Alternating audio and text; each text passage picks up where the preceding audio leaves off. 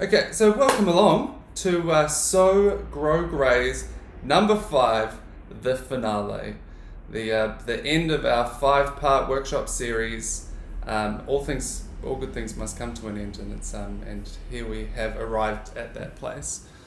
First of all, I'd like to acknowledge the traditional owners of the land in which the City of Melbourne is located, the Wurundjeri people of the Kulin Nation, and pay respect to elders past, present, and future. So for those of you that haven't met me, although most of you are kind of serial attendees by now, my name is Ben Mack. I'm a chef and founder of the Social Food Project. Social Food is a for-purpose business that works to catalyze sustainability through food events. And I reckon I've probably got one of the best jobs in the world. I get to cook good food for nice people and talk about things that I'm really passionate about food, about sustainability and health. So it's a pleasure to be able to spend the next hour with you talking about all of those things. So today, the theme of the workshop is all about getting food for better study results.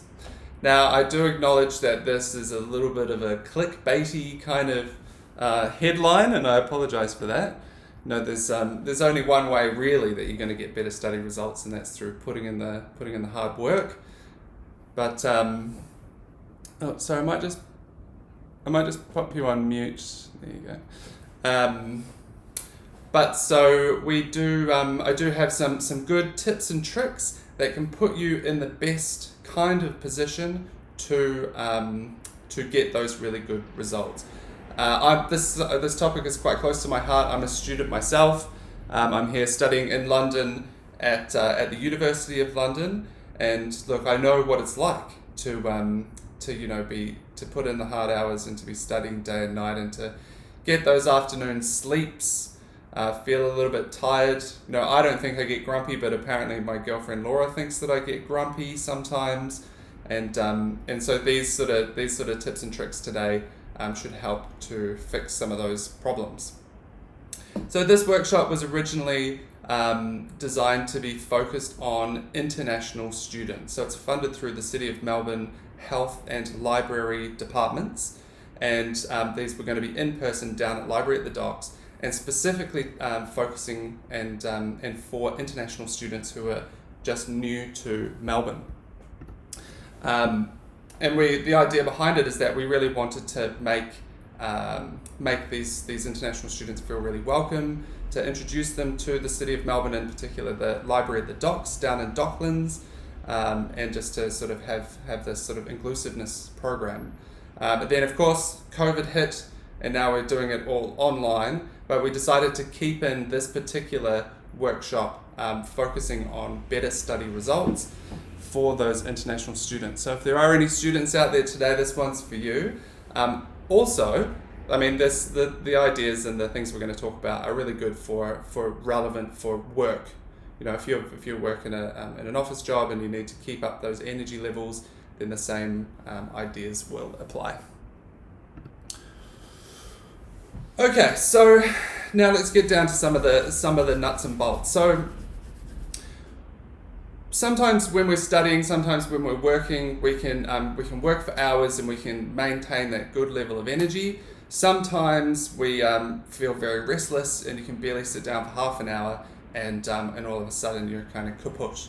So why is that, and what's up with that? So essentially, your brain lives on glucose. That is the food of your brain. Unfortunately, your body does not make glucose by itself, and so we need to feed our bodies this stuff. Now, not all glucose is made equal, and depending on what you eat will have an impact on how your brain works and how your body's responding. If you're not managing glucose levels properly, then again you can become tired, you can become irritable. It also impacts your memory.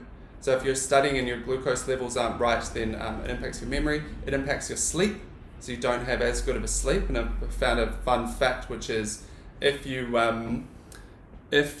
have more than 7 hours worth of sleep before a big exam, then you're more likely to get 10% better grades. So sleep is super important for studying. And so the aim of the game here is really to try to have a good maintained level of glucose throughout the day. And I'm sure many of you have heard about this idea about a glycemic index, or GI. The idea is simple as that some foods release glucose very quickly, and then so you peak and then come back down, whereas other foods are a lot more maintained, sort of slow release glucose over a longer period of time. Those slow release glucose ones are what we're looking for. So it's reasonably easy. As it so happens, a lot of these slow release foods are also the ones that are healthiest for us, and they're the whole foods. So they're the things like whole fruits and vegetables. It's your protein, so your fish, your chicken, your eggs. It's things like nuts and whole grains, pulses, and all of that sort of food group. And so one of the easiest and kind of first things that we can do is on those days when we are thinking about our study and how we can concentrate the best, if we swap out some foods for some of those whole ones, then we can get better results. So if instead of having cereal for breakfast, you might want to replace that with porridge. Instead of having sort of chips and chocolate when you're in the library, you can swap that out for some crackers and cheese and fruit. And even just from those small changes, you will see an improvement in your ability to sort of knuckle down and get into the study. All right, a couple more people. So that leads us to our dishes today. What are we actually going to be doing? So the dishes that I've prepared, I also was considering not just how it impacts on your brain, but also the realities of being a student and thinking about your time. And not everyone, when you're a student, you don't often have a lot of time. You're in the library, you're hitting the books. You don't want to be spending heaps of time preparing food throughout the week. So one of the requirements was it needed to be batch prepared so that you can make a whole bunch of them throughout the week and take them in to uni. They wanted to be portable and also affordable, because students often not working full time, so wanted to make it nice and affordable. So what we're going to be doing is a very delicious chicken bone broth. So bone broth made with chicken wings, simmered down for 2 hours with all sorts of beautiful aromats. Absolutely love bone broth, and I'll tell you all about it in a minute. Then we're going to, from that bone broth, we're going to make some what we're calling broth in a jar. So we're going to make up some jars with a little bit of starch, lots of vegetables, bit of miso, and the idea is that you can just pour in that bone broth, take that beautiful jar of food to uni or to work, and it's going to be absolutely delicious, and it's going to keep you maintained throughout. Then the second dish that we're going to be doing, I'm just calling fun boiled eggs. And they're essentially soft-boiled eggs with some fun marinated flavors involved. And the idea behind this one is that eggs are just like one of the most amazing foods. I have a deep love for eggs, and they're super affordable, really portable. You kind of just carry around an egg in your back pocket once it's been boiled, and they're really really delicious. So it's a great snack for studying. Now I was thinking about it, it's kind of like a pickled egg. I know pickled eggs can sound a little bit weird, and actually I was reflecting, and I think it's since moving to the UK that I've started to notice pickled eggs a little bit more. I'm not sure if you guys have had pickled eggs before, but they're a very popular pub snack. So you go to the pub. You sit down, you're having a pint, and you look over on the bench top there, and there's this big jar of what looks like kind of these floating eyeballs or something in this brine, and then they sort of scoop it out, toss it down to you, and pop it in. You just have a pint and an egg. It's quite a popular thing to do here. And look, if you haven't tried it, then I do recommend it. It's a good way to eat. Very very efficient. So let's get onto it. So first of all, we want to start with our chicken. Now, when you're making a broth or a stock, then you first of all need to choose what sort of cut you want to use. Now, what is the difference between a broth and a stock? I hear you say. Good question. So a broth is typically with some bones and some meat and simmered just for 2 hours, whereas a stock uses more carcasses and more just bones, and you simmer it, you cook it for sort of 8 or 12 hours. That the stock is designed to reduce down, you pull out all of that collagen, and it gets very gelatinous and turns quite thick. If you keep cooking that down, then you end up with a demi-glace or a jus, or some of these nice sauces that you find in restaurants.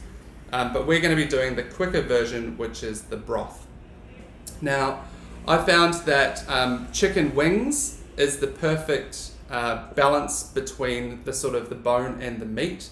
It's still got really good flavor from the bones. You're going to get a lot of good nutrients out of that. And the meat, because it's a working muscle, it can hold up to a good amount of cooking. So it's still stays quite tender, and you can also use the meat from the wings after you make the broth. You can pour it out and then shred down the meat and put that back into your dish. So it's a good middle ground. I've seen some recipes where people use whole chickens, and you put the whole chicken in, and then you cook it for half an hour, and then you pull the chicken out, and then you take off the meat, and then you put the bones back in, and for me that's just a lot of fluffing around. So I find that chicken wings are the best for that.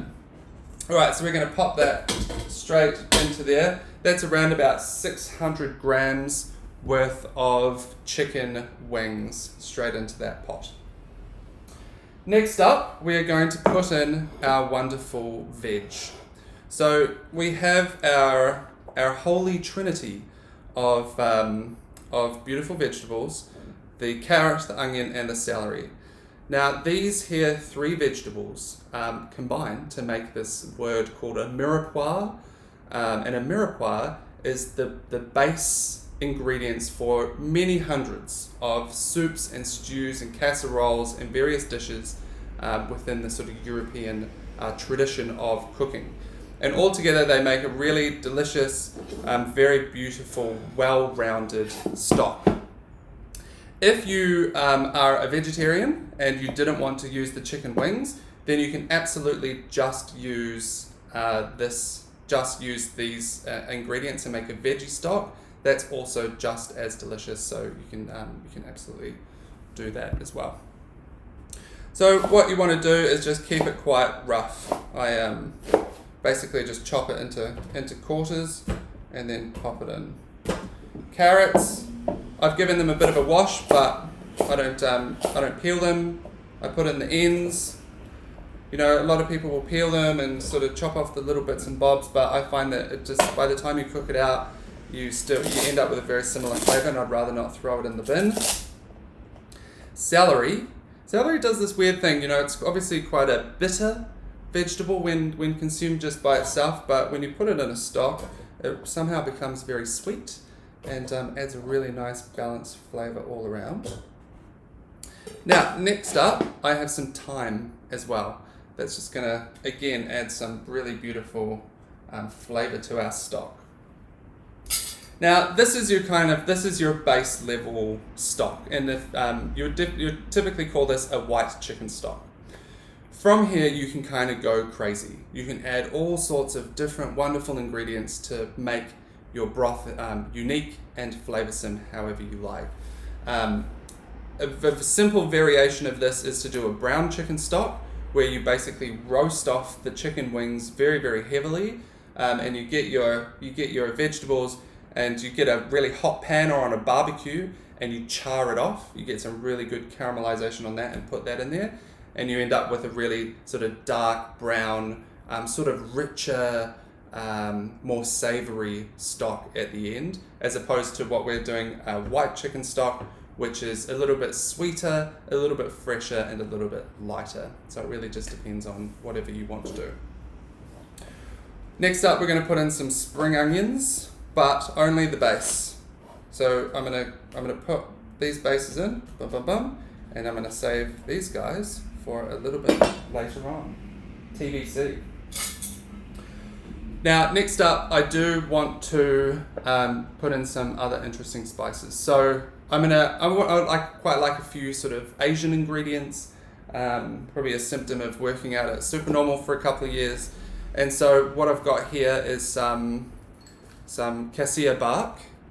So it's a similar dude to cinnamon, except it's a little bit less sweet and a little bit more sort of earthy. So that's quite cool. Just a couple little bits into there. I also have some dried mushrooms. These are sort of shiitake kind of looking dudes. So I've got about 8 of those. Pop them in. And then I have some of these little puppies, which are called Sichuan Peppercorns. Very nice. So if you haven't had Sichuan Peppercorns before, then I thoroughly recommend having a go on that. They're similar to peppercorns, except they've just got a very unique kind of flavour to them. And when you eat them, they kind of numb your mouth. I'm not sure if you've had any. It's popular in Chinese cuisine. It's this quite numbing, very beautiful mouthfeel going on. So I'm going to put in sort of like half a teaspoon of that in there as well. One question, so do you use bok choy? I actually have some bok choy for a little bit later on. So I wouldn't typically put bok choy into this, although you absolutely can. And actually, now's a good time to say, is that one of the best tricks that you can do is, and what I often do is, if you keep a container in the freezer labeled like veggie scraps, and as you're cooking throughout the week or throughout the weeks, you can take any little bits and bobs, any offcuts, and pop it into the freezer box. And as that builds up over time, once it's full, then I'll typically put it into a pot, put some water in there, and then make a nice veggie stock. So I think someone's got their audio on. Do you mind just popping that off for me, please? Thank you. And so that's a great way to reduce any food waste, any food scraps. You can make into a stock. Really, it really depends on what you've been eating that week as to the flavour of the stock that you end up with.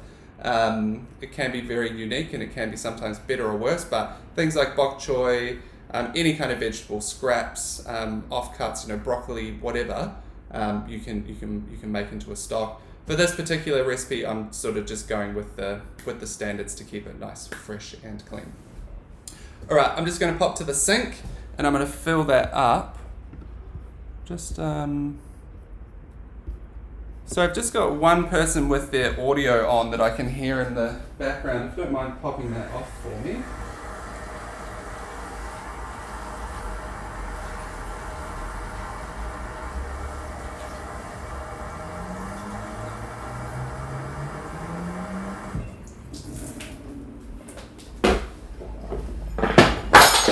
Daisy, don't forget about that.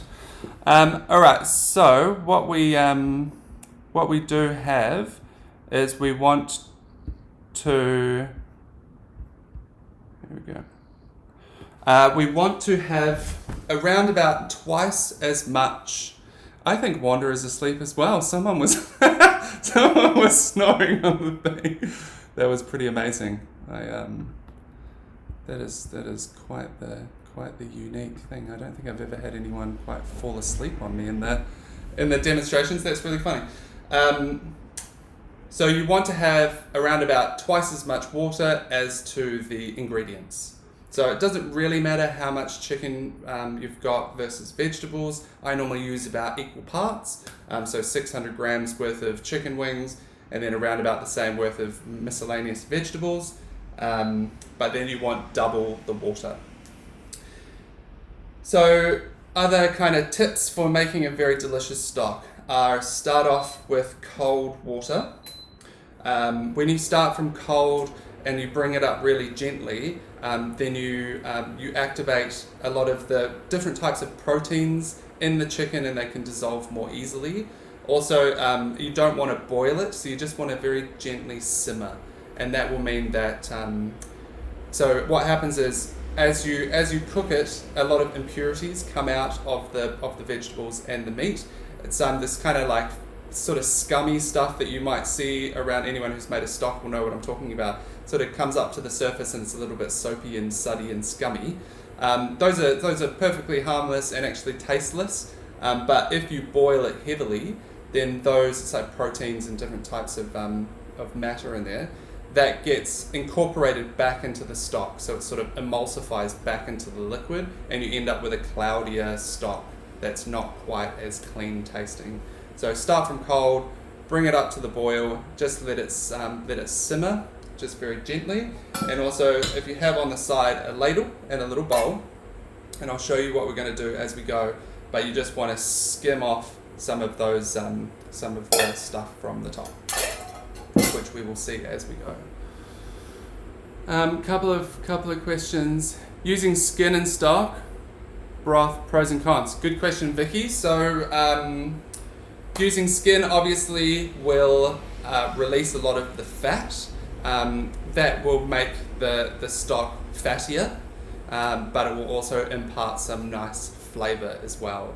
So I've kept the skin on these, and you can skim off a lot of the fat as it comes up to the surface, so that rises as it cooks. So if you can actually skim off a lot of that fat, but I find it does impart some good flavour, and I'd rather put it in the stock than put it in the bin. So that's typically my way of feeling about it. Just as an aside, bone broth is one of the most amazing things for you health-wise, packed full of all sorts of vitamins and minerals. It's got iron, it's got protein, it's got that stuff, collagen, which is this kind of gelatinous stuff which helps your stomach and helps improve your gut health. It's also really good for immunity. So if you're getting a little bit sick, it can be this time of year coming into winter. It's easy to catch a little bit of a cold, so this is really going to help with that. And it also can be good for weight loss because broth has a very low calorie density, meaning that you can drink a cup of it, and it per cup it doesn't have that many calories compared to a cup of kind of solid food. Then it can be a really good way to stay nice and satisfied and full without consuming too many calories. Very good question, Candy. How long can a stock last in the freezer for? So you can freeze, if you cool this down after it's cooked, cool it down quickly within the 4-hour window. Then you can store it in a jar. You can store it in Ziploc bags, which are quite cool because then you can kind of mold it and you can kind of stack it up or like shimmy it into little corners and stuff. Then you can keep it in the fridge for up to 12 months. After 12 months, I'd find that things start to get a little bit kind of seedy. When you freeze stuff, you don't kill any bacteria, you just slow it down a lot. And so there's still some development, there's still some bacterial growth that can happen in the freezer. So I wouldn't keep it forever. Couple of other questions. Can you quickly run through the ingredients again? I missed some parts. So it's chicken wings, your 3 vegetables, so your carrots, onion, and celery. Then spring onions, and a few Asian ingredients, so cassia bark, some dried shiitakes, and some Sichuan peppercorns. But I'll send around a recipe to you guys after this, so you can have a look. Fridge or freezer? So 12 months in the freezer. Yeah, sorry, it's not 12 months in the fridge. So it's 12 months in the freezer. Sorry if I said that wrong. In the fridge up to 5 days. So I would typically, my general rule of thumb is that you can keep anything in the fridge for up to 5 days, as long as you have cooked it above that 75-degree mark for a period of time, cooled it down quickly within the 4-hour window, and then into the fridge. Then that will last for up to 5 days. We can keep the stock in a glass in the freezer. Yes, so as long as, again, the stock has cooled properly, then I absolutely would put it into glass in the freezer. I mean, if you're kind of bashing stuff around, then you want to be careful about glass smashing. But I think you can have some issues if the stock is still hot and you put it into the freezer. Then the variation of temperature between really hot and really cold can do weird things to glass. But yeah, if you cool it down properly, then that's absolutely fine. All right, so let's move on. So of course, I did prepare some stock from before, and so this is my white veggie stock. It's you can see it does have a little bit of colour to it, and that's from, I think, the cassia bark and the dried mushrooms. So that flavour's kind of gone out into that. But it's it smells absolutely Absolutely delicious, quite sweet, it's very aromatic, and it's just got this beautiful depth of flavour, which is just delicious. So I did want to tell you a quick story, narrative interlude about stock and about chooks. And so chickens have always had a kind of a good special place in my heart. And so and it comes from my childhood. So when I was a kid, I grew up in New Zealand. I don't know if anyone picked up the New Zealand accent. Grew up in a small town called Oamaru, which is in the deep south of New Zealand in the South Island. And when we were growing up, my dad always had a big garden. We grew vegetables and had some fruit trees, and we also had chickens down the back. And I remember as a little kid, every morning I would go down the back and go down there and collect the eggs from the chicken coop. And one of the things I remember was that it was so freezing cold. It was always really cold, and I was probably wearing jandals or bare feet or something. And I remember going down and it was freezing, and then I would collect the eggs and they were still warm from freshly being laid. And I'd sort of like take them back up to the house and then would eat them for breakfast. And it's this kind of really nice memory. And then of course, the chickens got old eventually. They were sort of ready for the chop. And of course that was another teaching opportunity for my dad, and take us all around, and we would kill the chicken and we would process it, and then we would all sit around and we would eat dinner together and sort of pay respect to the animal and talk about the circle of life. And I think that was for me one of the first times that I had really thought about food and sustainability and community, and understanding how food can bring people together and be this way of communicating and educating. And I think that inevitably led me on this journey to be interested in sustainability. So, that's a little tidbit from my life. And I mean, there's lots and lots of stories. And if you guys have some stories about food that's important to you or been a part of your life, then I'd love to hear about them. If you want to pop them into the chat box, then I'd love to hear some of your food stories. Okay, so now let's move on to our fun eggs. So the first thing that we want to do is we want to make a marinade. So there's a couple of, you can kind of go crazy with this. You can have as many different marinades as you like. Just have a couple of quick questions. What do you do with the ingredients after getting the broth? So yeah, for the chicken, I'll shred the chicken and keep them. For the bones, I'll typically put into the bin or into the compost. I don't have a bokashi, which is a good way to break down those bones. But best thing is just to pop it into your compost after you've drawn out all those nutrients and used them. And also, can we substitute chicken bones for fish bones? Absolutely, yeah. So this kind of stock is quite a basic stock.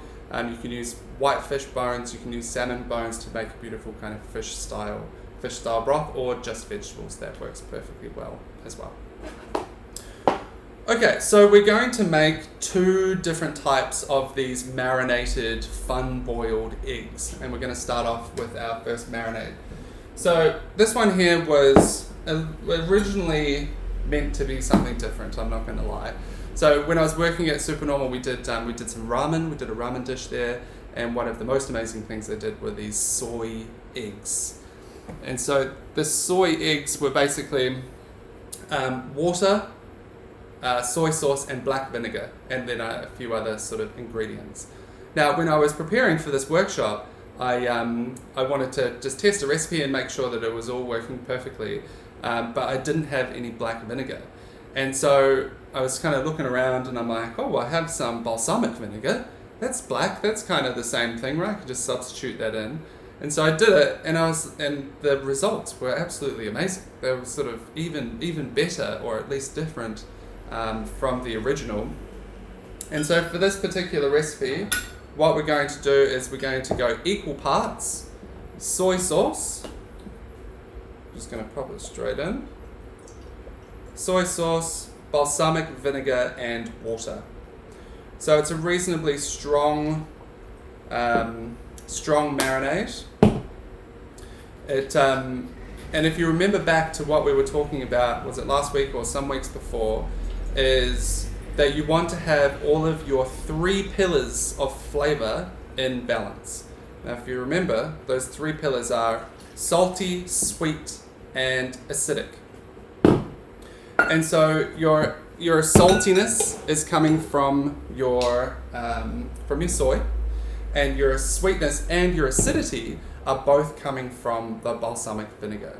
And so balsamic's quite cool. It's the unfermented grapes from and what's called grape must, as opposed to sort of red wine vinegar or white wine vinegar, which is a vinegar made from actual wine.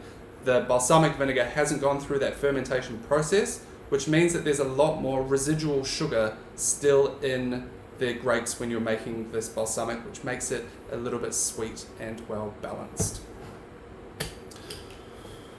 Alright, and now I'm going to pop in one of these, and that is my mixture.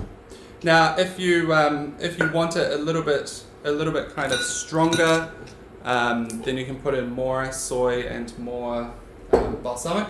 But I find that equal parts 1-1-1 is a nice kind of balance. Not too salty, not too acidic, but you've got some good flavor that gets through into the eggs. And this really wonderful thing happens actually is that the salt from the soy ends up kind of going through the egg white and then almost kind of curing the egg yolk, and you get this most wonderful texture that I've ever kind of experienced. It's like the yolk is runny, but it's sort of firm. It's kind of like lava. It's like, am I a liquid? Am I a solid? I'm kind of just slowly moving through life. I'm not sure what's going on. But yeah, this kind of wonderful chemical reaction, which is probably beyond my sort of culinary knowledge and understanding right now. But the soy and the salt in general can create this really beautiful texture. So that's number one. So number two, we're going to go with a little bit more of a traditional pickle. I'm just going to give this a quick little rinse out, make sure there's no more soy. So with this traditional pickle, I'm going to be using cider vinegar, some sugar, and a little bit of salt and water. Now, if you remember back to my sort of pickling recipe, I do 3-2-1. So 3 parts water, 2 parts vinegar, 1 part sugar. And for me, that's a nice balance between not too acidic, not too sweet. I don't really want to use too much sugar in my cooking, and that works quite well. So what we're going to do again, so we'll go 1 sugar, 2, I'm going to put this into a pot. 1 sugar, 2 vinegar, and then we are going to heat it up. So when you're making this sort of a pickling mixture, all you really need to do is dissolve the sugar into the liquids. You don't need to reduce it. In fact, you don't want to reduce it. And so what we're going to do is we'll pop that on the heat and very gently cook that down. And so what I'm going to do with this one is that I've actually not put in the water quite yet, because I want these mixtures to be cold when I put my eggs into them. And so if I heat up the sugar with the vinegar and dissolve that and then add the cold water, then that's gonna cool down straight away. And so we'll be able to put the eggs into it straight away. So that's a neat little trick. And then the fun part of the fun eggs is I have some beetroot. The beetroot is going to impart some delicious beetrooty, earthy flavour. It's also going to make it really fun and pink. So that's kind of cool. You can use raw beetroot or you can use cooked beetroot. The raw beetroots are going to put out a little bit more flavour and a little bit more colour of their dye. Because as you know, when you cook beetroots, a lot of that water goes really bright. And so that will impart its flavour onto the eggs. But I've opted to go for cooked beetroot, which I've just chopped up into little squares, because then I can eat the beetroot just as it is, because that's kind of already cooked. So I end up with pickled beetroot and pickled eggs, sort of a double whammy, 2 for 1. Couple of questions. Suzanne, growing up in the country in the Victoria, I remember catching yabbies in the dam and then generations come together to eat them after the cooking. I want to go there. That sounds amazing. That sounds like a wonderful time. So a couple other questions. Can I use apple cider vinegar? Yep, so this one here is, or maybe you were thinking about the earlier one. So you can absolutely use any substitute, any vinegars that you like.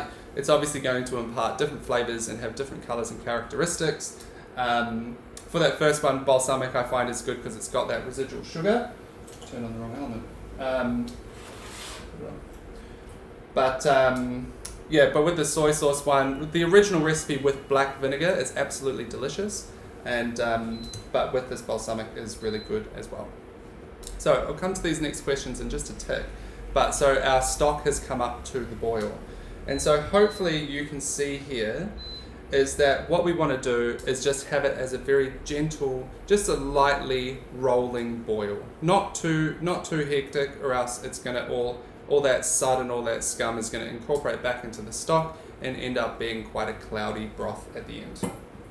So now we want to take our ladle and our small bowl, and hopefully you can see that we're just going to very gently move around the outside and collect up some of this, some of the stuff that's come out. Pop it into the bowl and then just pop it on the side. So I would typically do that, just clean it up off the top every sort of 20 minutes or half an hour, so 4 times throughout the process, and I find that that is nice and good. I always have a problem peeling the eggs, not to mention soft boil. So this is, where I'm really hoping that the eggs that I have already soft boiled previous to this is going to be good for me. The typical thing with that is that the fresher the eggs, the stronger the membrane, and actually it becomes harder to peel, and so it's kind of odd. But if you use not quite as super fresh eggs for soft boiled, then they actually end up a little bit better. So I would typically use the super fresh eggs for poached, and then sort of after that use them for scrambled or for soft boiled. Alright, so our wonderful vinegar and sugar has come to the boil. Bada bing, bada boom. Now we're going to put in our 3 cups of water. So 3 cups water, 2 cups vinegar, 1 cup worth of sugar. And then we're going to drop in our beets. We just pop that straight in there. So now you can see that, and excuse the Tupperware, this is very home style cooking. Over the next sort of hours, that beetroot will gently, that the red will permeate out into this pickling liquid, and it's going to make it very vibrant, very bright and pink, and also will impart some of that delicious beetrootness, some of that sort of earthy kind of ground, a little bit bitter, a little bit naturally sweet as well, will part out into the liquid, and then when we put the eggs in there, that liquid will impart that flavour onto the eggs. So a couple more questions. Light soy sauce or regular salty or dark soy sauce? So I've used medium for this. It just really depends on how, there's similar salt levels between light and dark. Dark's a little bit saltier. I would typically go for lighter rather than heavier, but medium is quite good. You can also put in a little bit more water if you want to let it down a little bit, but feel free to just play around. How about radish instead of beets? Good question. So you can absolutely put radishes into there. In fact, I was even thinking about putting radishes into there. Another great one is because the radishes have the red outside, and when you pickle those, the pigment from that red outside goes out into the liquid, and then that liquid colour goes into the things that you're pickling. So it's sort of a backwards and forwards situation. Question, so Ben, are you sharing both ingredients and recipes step by step via email? Am I kicking myself as I did not know about this program? Well, yes, I am sharing all the recipes. So all the recipes are actually online on the website, socialfoodproject.com, and I'll also follow up with an email with a link to that recipe as well. Alright, so last ingredient into our beetroot pickle is just a pinch of salt. Now, as I was saying before, something about salt that cures that egg yolk and makes it this really delicious sort of lava magma kind of texture, which is just absolutely delicious, and so that salt will help with that process. Now, eggs. Here are some eggs that I have prepared earlier, and let us see how easy they will be to peel, and hopefully I don't look like a chump in front of everyone, but we'll make it work. And so while I'm peeling these eggs, I thought I would talk to you about different types of eggs and chickens, and actually make a recommendation for what you can do. So when you're looking for eggs or looking for chooks, one of the best types of things that I recommend is to look for the word pastured. Now, you would have heard of organic. You would have heard of free range. Organic has certain restrictions where, sorry, there's kind of, not sure if you can hear that fire engine. It's in London. Free range means the chickens can get access to the outside, but don't necessarily spend that much time in the grass or in the pasture. Organic is associated with better kind of living conditions and also with the food that they have. But pastured chickens mean that they spend their lives on actual grass. They are able to express themselves and able to be their best chickens. They're able to, express their chickenness by living on the grass, by eating all the grass, eating the little bugs, kind of pooing everywhere and sort of foraging around and scratching up everything. And that is good for a couple of reasons. So first reason is that it's better for your health. I'm not sure if you guys have ever heard of an author called Michael Pollan, but he's got this wonderful saying called "You are what you eat, but you are what you eats too." And the idea is that chickens who have a diverse diet, eating grass, eating bugs, snuffing around, eating grasses, it's hundreds of different types and good grasslands, hundreds of different types of plants. That then makes the eggs and the chickens more nutritionally diverse.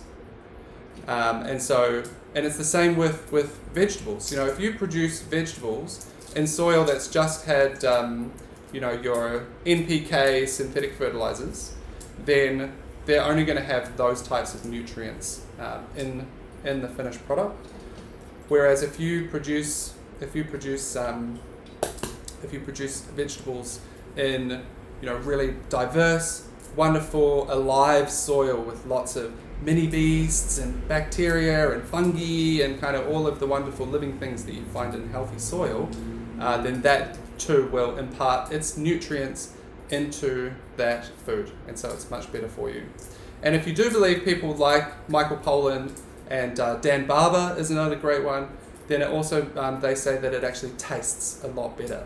And so there's a relationship between what your food eats, how much nutrients there are, and the diversity of nutrients, and then that goes on to play into the diversity of flavors that you actually get when you're eating the food. And so it's this kind of beautiful, beautiful chain. The second thing is that it's much better for the natural environment. And so chickens or animals at all, when their natural systems will, they'll poo everywhere, they'll scratch stuff around, they'll move things around.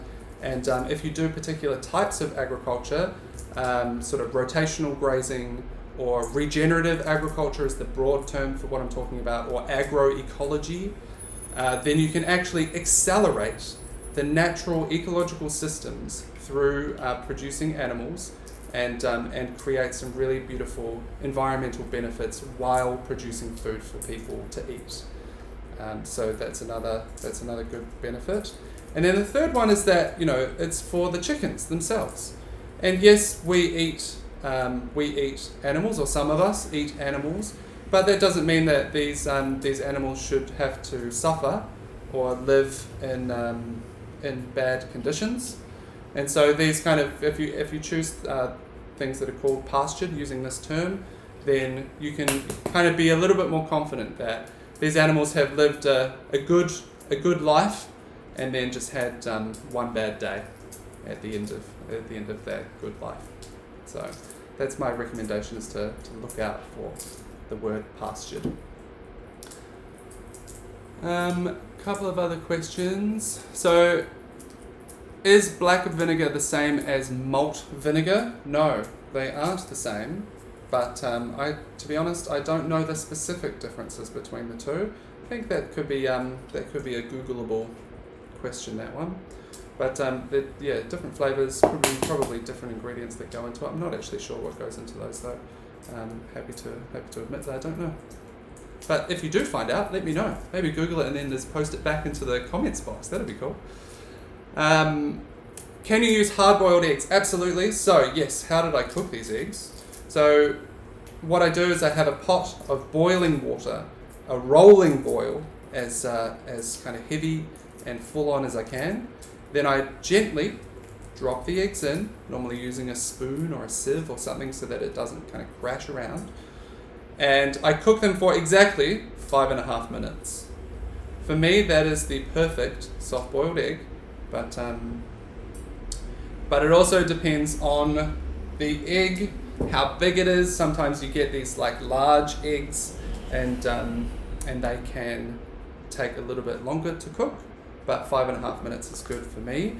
Can you use hard-boiled eggs? Absolutely. You can absolutely do that. Cook it out for 8-9 minutes, and then you get a little bit of a firmer yolk, but you still get a lot of the health benefits and a lot of that flavour as well. Okay, so now what you want to do is put the colour coordinated here, guys. Put the pink lid with the beetroot, and then you want to seal these up properly. Pop them into the fridge.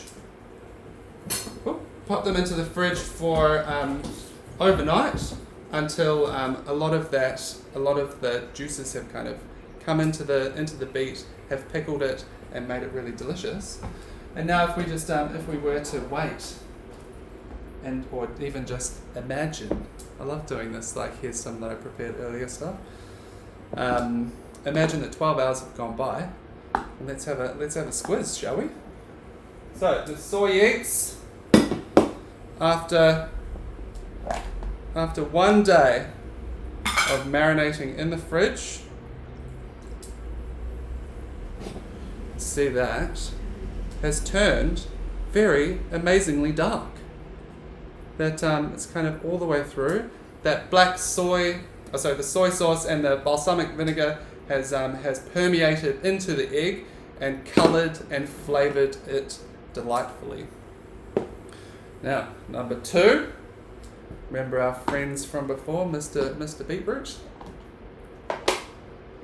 Let us have a look at this one. This one's a little bit stainy. Beautiful and pink. So cool. It's kind of like taken on all the colour and it's turned this delightful kind of pink. It's very Eastery actually. You could do this for Easter and instead of having the chocolate, or as well as having the chocolate eggs, you can have the real eggs, but just coloured in fun ways. Now, what do you reckon? Should we have a look inside? Should we see what these eggs look like? Now, where did I put my knife? I think I might have dropped it off. Give me 1 second. Alright, let's have a look at some of these. Let's see what we're working with here. Alright, so normally I just chop it straight down the middle, and oh my lord, just like that, you have this beautiful, soft yolk in the middle. The whites are cooked all the way through. You can see it's kind of coloured a little bit, but it's still really dark on the outside. And those taste absolutely delicious. So good. Let's have a look at the beetroot one. See, maybe this one's gone even further inside. And that there has turned out absolutely beautifully. It's quite a fun pink on the outside, still nice and white on the inside. And again, Flavour Town, absolute explosion of flavour and deliciousness. and super easy. And so you can imagine that if you're studying or if you're going to work and you've got, you've just soft boiled a dozen eggs, marinated them up so they're nice and flavoursome, nice and delicious, and then you can just pop one of them in the mouth. I would normally eat this around about 3 p.m. You've had a nice lunch. You need a little top me up, good energy to keep you going all the way across. These are an absolute delight. Okay, so now let's get on to, we've got 5 minutes left. Challenge accepted. Let's so we can just use that.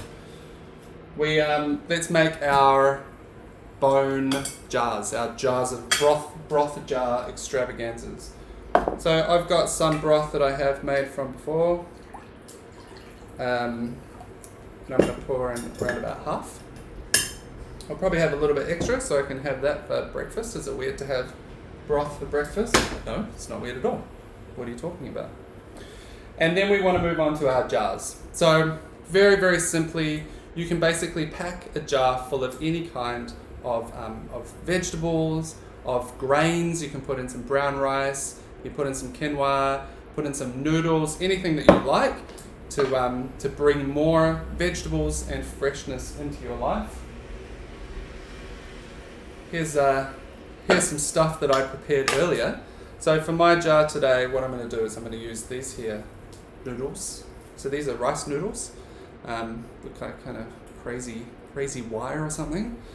Now rice noodles are really good for this dish because they cook basically instantly. If you pour hot liquid onto them, then they cook basically straight away. We also have some bok choy from before, very nice. Some capsicum and a little bit of carrot.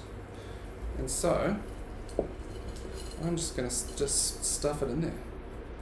Don't need to be too precious about this. Push it in. And again, going back to our glycemic index, we want lots of vegetables, lots of whole foods as much as possible, because those are going to be the wonderful slow release ingredients that keep our energy levels up throughout the day. So bam, stuff that in. Next up, bit more Flavour Town, let's add some miso. Why not?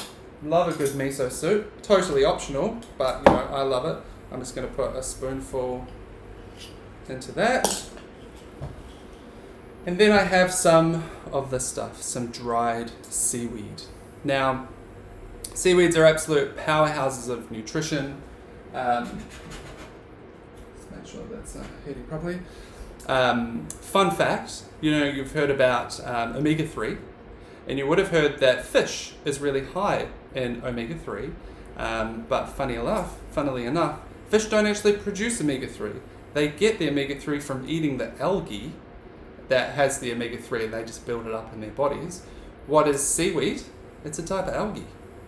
And so if you're vegetarian or don't want to eat fish or allergic, then you can go straight to the source and just eat seaweed if you need to get your omega-3 needs, which we all do because omega-3 is really good for us and an important part of our brain health. So now we're just going to push that in there, and why don't we pop an egg in, guys? Why not? Let's just pop an egg in. That's fun. And now, if our timing has been correct, which it will be in about 30 seconds, we can just pour over this hot liquid, and it will instantly cook. It'll cook the noodles. We've got our beautiful egg on top.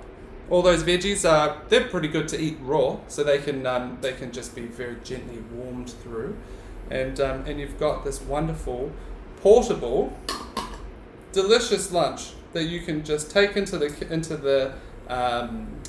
work, take into the library, and eat it wherever you go. Now, my preference is to heat the stock and pour it on fresh, but obviously you can't always do that if you're outside of the home. And so another good way is that you can just pour on the cold stock and then just pop the whole thing in the microwave, and that will cook it through sufficiently. This is ready to go. Let's pour it in. Let's go this way because I am right-handed. And so very gently we can pour in this absolutely delicious chicken bone broth that has all of those wonderful nutrients, all those wonderful flavors that we put in. We made it in bulk, so it's nice and easy and convenient. And then all we need to do is wait 1 minute, and that is one of the most delicious and healthy and best brain food lunches that I can recommend to you guys. And here we are. We have made it once again, and right on the nose, 8:30 in the morning for me. Guys, it has been an absolute pleasure spending these last 5 weeks with you. Quick recap, we've gone through thinking about food for your mood, where we cooked some mussels. We talked about local food and seasonality, and we did that dish with around roasted pumpkin and the orange dressing. Then we did the healthy gut one, and then we made some kimchi. We made the kimchi pancakes. Those were really yum. I really enjoyed those. Last week was all about affordable food and how you can eat well on a budget. And this week, eating well, food for better study results, all coming together to create this wonderful program, which has been an absolute pleasure to be able to deliver to you guys over the past 5 weeks. I don't know what I'm going to do with my Saturday mornings anymore. I actually do have a couple more workshops coming up, but so again, I will send around these recipes. I'll watch out for an email within the next couple of days. Again, we'll also be sending around a survey. Thanks to everyone that's filled that out. If you have enjoyed this workshop series, then it'd be great if you can put some comments in there. If you say that you like it, then City of Melbourne are more likely to hire me to come and do this sort of stuff again, so that would be neat. And likewise, I would love to hear from you if you've got any other questions, if you want to chat, if you want to collaborate on anything. You have my email. Please feel free to shoot me a message anytime. I love talking to you. And I'll be sure as well to keep you in the loop for any future online workshops or any events and things that we have coming up with Social Food Project. Thank you so much. A couple of other, it's about to go and eat. Oh yeah, nice. Thank you. Perfect. Thanks so much. Can we rewatch all of the 5 programs with the recipes? So yes, so these, except for the first episode, which I stuffed up with the recording, but all of these other 4 sessions have been recorded, and you actually can watch the first numbers 2 and 3 on the Library Services YouTube channel. So if you just Google City of Melbourne Library Services, then you can see some of the earlier sessions. And then if you just head to the website, the Social Food Project website, and look under recipes, then you'll see a tab that says So Grow Graze, and all of the recipes from the past 5 weeks will be ready in that. That is it from me. Thank you so much again for coming along. It's been an absolute pleasure, and I really look forward to engaging with you in the future, either online or in person at some of our events. And I hope you have a wonderful rest of your Saturday, and I'll follow up with information about the YouTube channel with the recipes and any other information. Thanks everyone. Hope you have a wonderful rest of the day, and I'll speak to you soon.